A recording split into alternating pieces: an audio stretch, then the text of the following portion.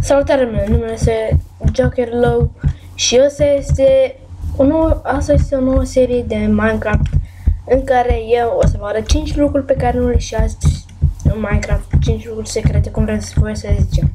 Bun, avem aici 5 lucruri. Bun, începem cu primul. Cactusul care, o să zic eu, dispare, arunci temele în cactus și ele dispar pur și simplu. Nu imagine plugin, nu nimica. Puteți să vă încercați și voi. Bun, am luat un dirt și l-arunc. Și a dispărut, nu mai pot să-l iau. Și da, asta a fost toată magia. Bun. Intrarea secretă. Mergem pe aici, Oh, am intrat! Aleluia! Ea se face, întâi facem orice vrem noi pe aici și punem 2 sign-uri. Și după ieșim și punem, cum spunem? Și punem acolo pending-ul. Bun, asta este ceva mai ceva. Cum să facem ca mobii să nu ne mai vadă? Este valabil pentru orice fel de mob. Bun. Da, intrăm. Și vezi, ne aleargă. Intrăm aici. Opa, să bubuie. Da, a bubuit. Punem unul. Mergem. Nu! Pe bune. Pare rău. Minge efecte. Creeper rău. Bă! No! Nu știu. Nu merge. Pare ceva. Opa!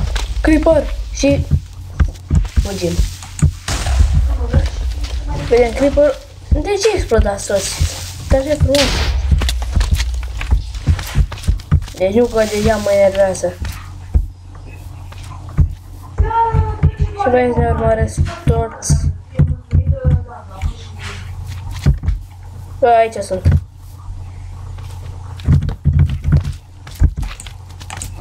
Și opa, nu ne mai văd creeperii. Efectiv, pentru ei suntem invizibili. Dar dacă deschidem asta, o să se întâmple o nenorocire.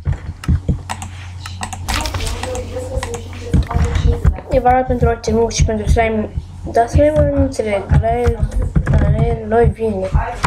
În fine.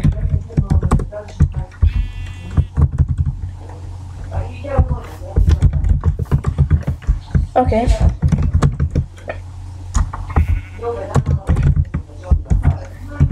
Și al 1, 2, 3. Al 4-lea lucru este tunul. Sau cum spuneți voi, catapulta. Apăsăm pe lever.